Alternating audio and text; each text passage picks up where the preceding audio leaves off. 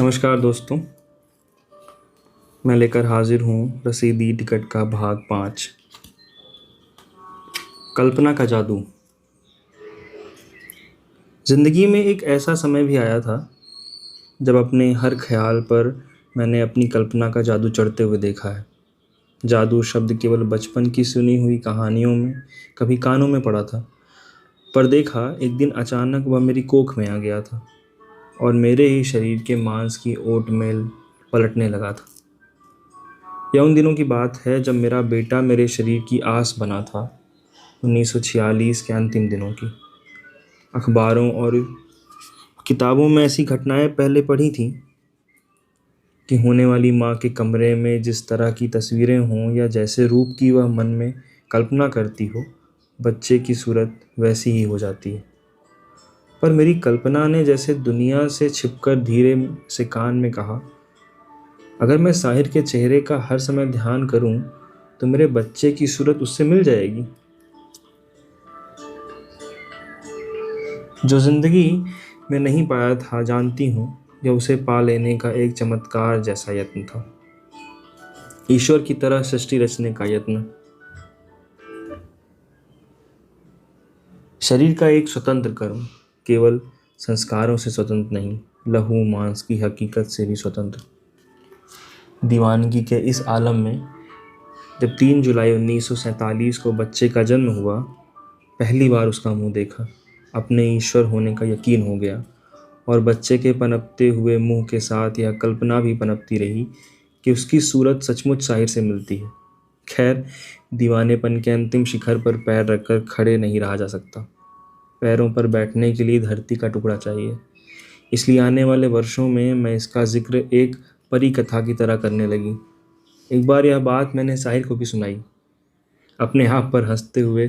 उसकी और किसी प्रतिक्रिया का पता नहीं, केवल इतना पता है कि वह सुनकर हंसने लगा और उसने सिर्फ इतना कहा, वेरी पुअर टेस्ट।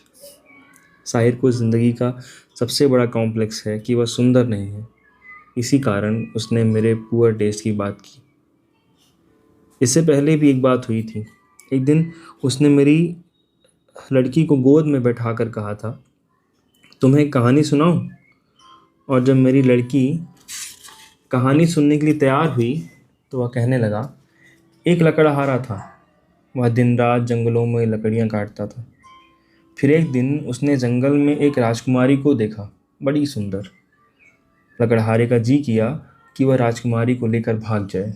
फिर मेरी लड़की कहानियों के हुंकारे भरने की उम्र की थी, इसलिए बड़े ध्यान से कहानी सुन रही थी। मैं केवल हंस रही थी, कहानी में दखल नहीं दे रही थी। वह कह रहा था, पर वह था तो लकड़हारा ना। वह राजकुमारी को सिर्फ देखता रहा, दूर से खड़े खड़े, और फिर उदास होकर लकड़ियां काटने लगा। सच्ची कहानी है ना? हाँ, मैंने भी देखा था। न जाने बच्ची ने यह क्यों कहा। साहिर हंसते हुए मेरी ओर देखने लगा, देख लो, यह भी जानती है। और बच्ची से उसने पूछा, तुम वहीं थी ना जंगलों में? बच्ची ने हाँ में सिर हिला दिया। साहिर ने फिर उस गोद में बैठी हुई बच्ची से पूछा, तुमने उस लकड़हारे को देखा है कभी? वह कौन था? बच्ची ने ऊपर उस घड़ी कोई देववाणी उतर आई हुई थी शायद, बोली, आप। साहिर ने फिर पूछा, और वह राजकुमारी कौन थी? मामा। बच्ची हंसने लगी। साहिर मुझसे कहने लगा, देखा, बच्चे सब कुछ जानते हैं। फिर कई वर्ष बीत गए। 1960 में जब मैं बम्बई आई तो इन दिनों राजेंद्र सिंह बेदी बड़े मेहरबान दोस्त थे, अक्सर मिलते थे। एक शाम बैठे बातें कर रहे थे कि अचानक उन्होंने पूछा, प्रकाश पंडित के मुंह से एक बात सुनी थी कि नवराज साहिर का बेटा है। उस शाम मैंने बेदी साहब को अपनी दीवानगी का वह आलम सुनाया। कहा, यह कल्पना का सच है, हकीकत का सच नहीं। उन्हीं दिनों एक दिन नवराज ने भी पूछा। उसकी उम्र अब कोई 13 बरस की थी। मामा, एक बात पूछूं, सच सच बताओगी? हाँ। क्या मैं साहिर अंकल का बेटा हूँ? नहीं। पर अगर हूँ तो बता दो, मुझे साहिर अंकल अच्छे लगते हैं। हाँ बेटे, मुझे भी अच्छे लगते हैं, पर अगर यह सच होता तो मैंने तुम्हें ज़रूर बता दिया होता। सच का अपना बल होता है। सो मेरे बच्चे को यकीन आ गया। सोचती हूँ, कल्पना का सच छोटा नहीं था, पर वह केवल मेरे लिए था। इतना कि वह सच साहिर के लिए भी नहीं। लाहौर में जब कभी साहिर मिलने के लिए आता था तो जैसे मेरी खामोशी में से निकला हुआ खामोशी का एक टुकड़ा कुर्सी पर बैठता था और चला जाता था। वह चुपचाप सिर्फ सिगरेट पीता रहता था। कोई आधी सिगरेट पीकर रागदानी में बुझा देता था, फिर नई सिगरेट सुलगा लेता था और उसके जाने के बाद केवल सिगरेटों के बड़े बड़े टुकड़े कमरे में रह जाते थे। कभी कभी एक बार उसके हाथ को छूना चाहती थी, पर मेरे सामने मेरे ही संस्कारों की वह एक दूरी थी जो तय नहीं होती थी। तब भी कल्पना की करामात का सहारा लिया था। उसके जाने के बाद मैं उसके छोड़े हुए सिगरेटों के टुकड़ों को संभाल कर अलमारी में रख लेती थी और फिर एक एक टुकड़े को अकेले बैठकर जलाती थी, और जब उंगलियों के बीच पकड़ती थी तो लगता था जैसे उसका हाथ छू रही है। सिगरेट पीने की आदत मुझे तब पहली बार पड़ी थी। हर सिगरेट को सुलगाते हुए लगता कि वह पास है। सिगरेट के धुएं में जैसे वह जिन्न की भांति प्रकट हो जाता।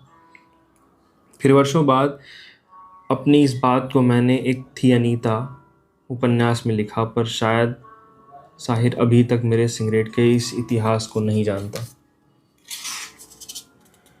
सोचती हूँ कल्पना की यह दुनिया सिर्फ उसकी होती है जो इसे सिरजता है, और जहाँ इसे सिरजने वाला ईश्वर भी अकेला होता है।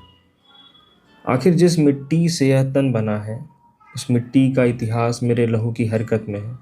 सृष्टि की रचना के समय जो आग का एक गोला सा हजारों वर्ष जल में तैरता रहता था, उसमें हर गुनाह को भस्म करके जो जीव निकलता, वह अकेला था। उसमें न अकेलेपन का भय था, न अकेलेपन की खुशी। फिर उसने अपने ही शरीर को चीरकर आधे को पुरुष बना दिया, आधे को स्त्री, और उसी में से उसने सृष्टि रची। संसार का यह आदि कर्म मात्र मिथ नहीं है, न केवल अतीत का इतिहास, यह हर समय का इतिहास है, चाहे छोटे छोटे मनुष्यों का छोटा छोटा इतिहास, मेरा भी। नमस्कार, यह अंक यहीं समाप्त करते हैं। शुक्रिया, आप बने रहे हमारे सफ़र के साथ।